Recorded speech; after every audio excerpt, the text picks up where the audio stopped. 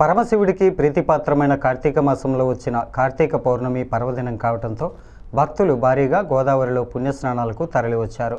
గోదావరిలో పుణ్యస్నానాలు ఆచరించి నదిలో దీపాలు వదిలిపెట్టి భక్తి శ్రద్ధలతో పూజాది కార్యక్రమాలు నిర్వహించారు. స్థానిక పుష్కరాల రేవు, కోటిలింగాల రేవు, మార్కండేయ ఘాట్, పద్మావతి ఘాట్, సరస్వతి ఘాట్, గౌతమ ఘాట్ సహా అన్ని రేవులు భక్తులతో కిటకిటలాడాయి. భక్తి శ్రద్ధలతో గోదావరిలో పుణ్యస్నానాలు ఆచరించి తమను చల్లగా కాచి కాపాడాలని ఆ శివయ్యను వేడుకోవటం కనిపించింది. కార్పొరేషన్ అధికారులు భక్తులకు ఎటువంటి అసౌకర్యం కలగకుండా ఏర్పాట్లు చేశారు. పబ్లిక్ అడ్రసింగ్ సిస్టమ్ ద్వారా ఎప్పటికప్పుడు గోదావరి నదిలోకి వెళ్లే భక్తులకు హెచ్చరికలు జారీ చేస్తూ అప్రమత్తం చేయటం జరిగింది. నదిలో బోట్లు, గజయతగాళ్లను కూడా ఏర్పాటు చేశారు. ఆలయ అర్చకుడు పెద్దింటి ఫణిశర్మ భక్తులకు కార్తీక మాస విశిష్టతను, పవిత్ర కార్తీక పౌర్ణమి రోజున ఉపవాస దీక్ష చేయటం వల్ల భక్తులకు కలిగే ఫలితాలను వివరించారు.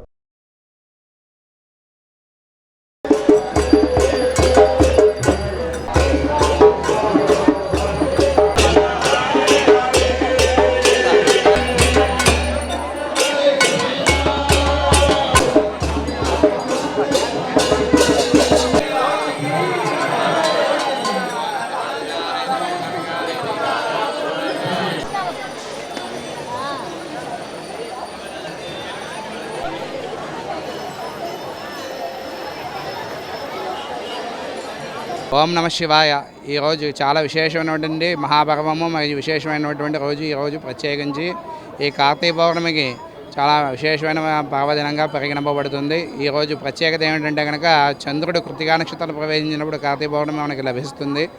ఈ కార్తీక పౌర్ణమి నాడు అత్యంత అరుదుగా మనకి చాలా విశేషంగా ఆవిర్భవించడం జరుగుతుంటుంది. ఈ కార్తీక మాసంలో ప్రత్యేకత ఏమిటంటే కనుక కార్తీక మాసంలో నదీ స్నానం చేస్తే ఎంత ఫలితం కలుగుతుందో పుష్కర స్నానం చేస్తే అంత ఫలితం కలుగుతుంది. పుష్కర స్నానం చేసిన అంత ఫలితం కలుగుతుంది.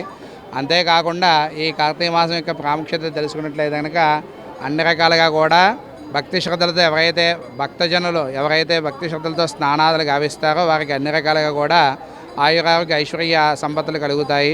అంతేకాకుండా ఈశ్వరుని అత్యంత ప్రీతిపాత్రంగా ఈనాడు విశేషంగా పంచామృతాభిషేకాలు మరియు లక్ష బిల్వపత్ర పూజలు కూడా అన్ని శివాలయాలు పంచాంగ క్షేత్రాలు జరుగుతూ ఉంటాయి.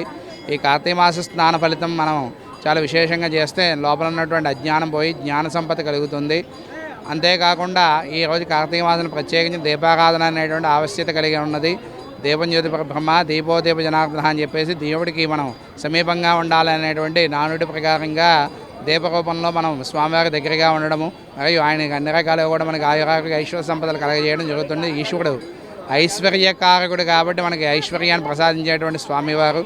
అంతేకాకుండా ఈరోజు పార్వతీదేవి తన భర్తని భక్తులు ఎలా అయితే చేస్తూ ఉంటారో వ్రతాలు, నోములు, అదేవిధంగా అమ్మవారు కూడా తన భర్త విషము తాగి ఉన్నారు కాబట్టి పరమేశ్వరుడు తన భర్తకి ఏమీ అవ్వకూడదని చెప్పేసి అమ్మవారు కూడా ఈనాడు ప్రదోషకాలం వరకు కూడా ఉపవాస దీక్ష చేసి ఈ గ్రామ ప్రదక్షిణం చేసుకుని జ్వలాతోరణం అనేటువంటి కార్యక్రమంలో పాల్గొని, జ్వలాతోరణం అనగా 2 కర్రల మధ్యలో ఒక తాడుని కట్టి ఆ తాడు మధ్యలో ఎండుగడ్డని వేలాడదీసి దాన్ని అంటించగా చేసిన తర్వాత ఆ మంటలో అమ్మవారు మరియు భక్తులందరూ కూడా ముమ్మారు గ్రామ ప్రదక్షిణం చేసిన తర్వాత ముమ్మారు ఆ గడ్డి నుండి ప్రదక్షిణం చేయడం జరుగుతుంటుంది. జ్వలాతోరణంలో ఆ జ్వల అంటే కనుక మంట, నిప్పు అనేటువంటి చెప్తుంటారు. తోరణం అంటే కనుక మనం తోరణంగా మనకి వేలాడదీయడము అనేటువంటి ప్రకారంగా చెప్పడం జరుగుతూ ఉంటుంది.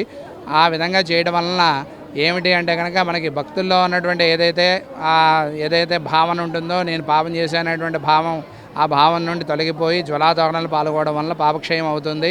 అందులోని అన్ని రకాల ఆయురారోగ్య ఐశ్వర్య సంపదలు కలుగుతాయి. అంతేకాకుండా ఈరోజు ఏదైతే పతివ్రత స్త్రీలు మరియు సర్వసౌభాగ్య స్త్రీలు ఎవరైతే ఉంటారో వారు అమ్మవారి ప్రీతిపాత్రంగా అక్కడ కందపిలకలు మరియు గుమ్మడికాయ మరియు అరటిపళ్ళు అనేటువంటిది అనాదిగా అమ్మవారికి సమర్పిస్తూ ఉంటారు. ఇది అలా చేయడం వలన తన బిడ్డలు మరియు తన భర్త ఆరోగ్యం అన్నీ కూడా జరుగుతాయని చెప్పేసి ప్రత్యేకంగా చెప్తూ ఉంటారు. అందువల్ల భక్తి శ్రద్ధలతో అందరూ కూడా ఈ వ్రతాన్ని ఆచరించుకుని, ఈ వ్రత మహత్యాన్ని తెలుసుకుని అందరూ కూడా పాటించవలసిన ఆచరించవలసిందిగా కోరుతున్నాం.